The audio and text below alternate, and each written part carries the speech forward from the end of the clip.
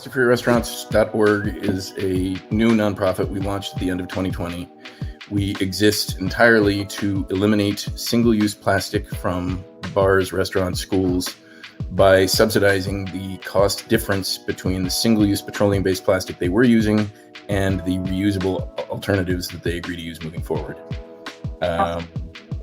Sort of a secondary mission of ours is that we're building a nationwide list of establishments that are already plastic-free of their own volition, and we will be putting out an app once that list grows to over 1,000 so that consumers can find places to eat plastic-free by GPS location. So a friend of mine opened a takeout shop. I wanted to support his business, and I went in and ordered a burrito or whatever, and noticed that half of the takeout items on his sort of stock shelf behind him were plastic, and the other half were plant-based, compostable, what have you.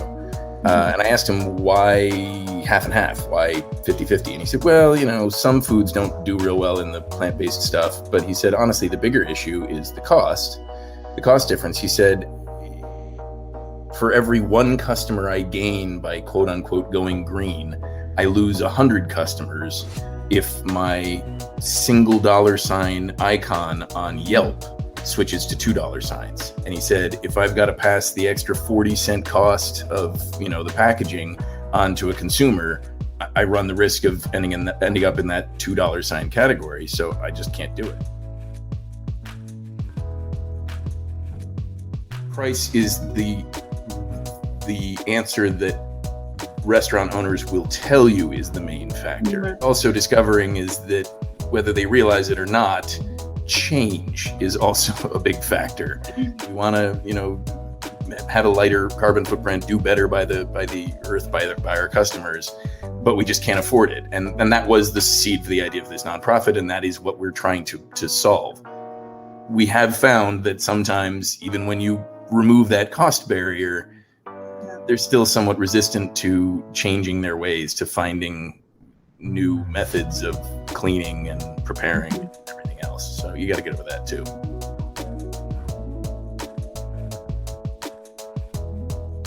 There's an organization that we're partnered with called Rethink Disposable that has done an amazing job over the last decade of creating case studies, really well-researched case studies, showing dozens and dozens and dozens of restaurants that have saved money in the long run by switching from single-use to reusables, even after factoring in increased costs for labor, for water and electricity, for even infrastructure changes.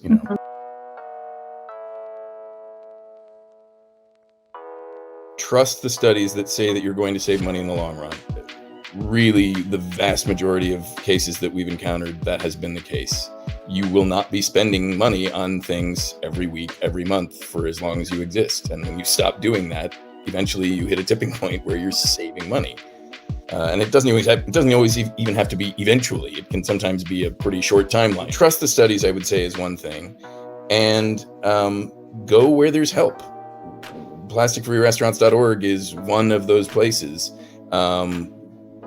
There are also state and municipal programs that allow for infrastructure upgrades, primarily for things like schools, but also for small businesses. So if the issue is that you don't have the dishwashing capacity, there may be some help, from your state or your city. And there are plenty of programs out there where people and nonprofits want to help. We're an organization that I'd love to name drop while I've got you, because they do something pretty different than what we do, but I think it's such a brilliant and simple concept, is Crayon Collection. I think it's just crayon.org, I'm pretty sure. But basically something like 4 billion crayons are given away by restaurants every year and thrown away by restaurants every year. And so this organization basically got restaurants to sign up to have a little collection box in the back of the kitchen, just a tiny little shoebox looking thing. All the used crayons go in there and they all get donated to schools in need. Start requiring any restaurant that receives a subsidy from us that gives away crayons to kids that they have to sign up for that program as well. It's free and it's simple. There are no forms to fill out. There's no qualification process. Essentially, if you're replacing single-use plastic and you're going to get reusables, you qualify. That's it.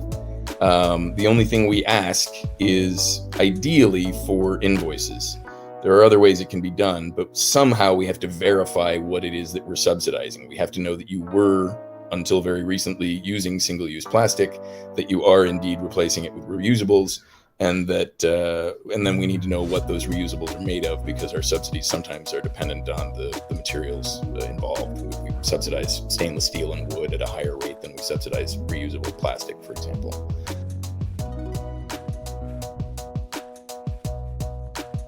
I got to tell you, if you'd asked me a year ago when we launched, a little less than a year ago, what would be the hardest part of running this nonprofit, my answer would not have been giving away free money. First 6 or 8 months, that was the hardest part, was giving away money. So we're trying to make it a little easier, and like I said, lowered the threshold. So and we're starting to get, find more restaurants. So.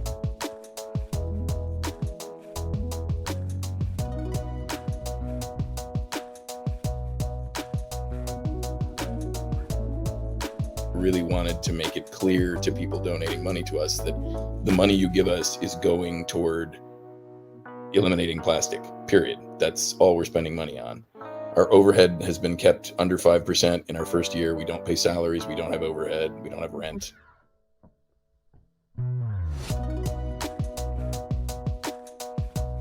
Referrals for that are extremely helpful, even if it's your own restaurant. And once we've got you on the list, the app won't launch until we've got a longer list, like I said, but all of these plastic-free restaurants are already listed on our website.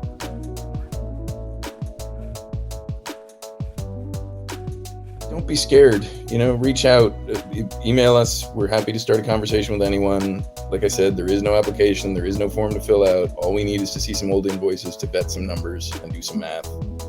And then we'll send you a check in the mail.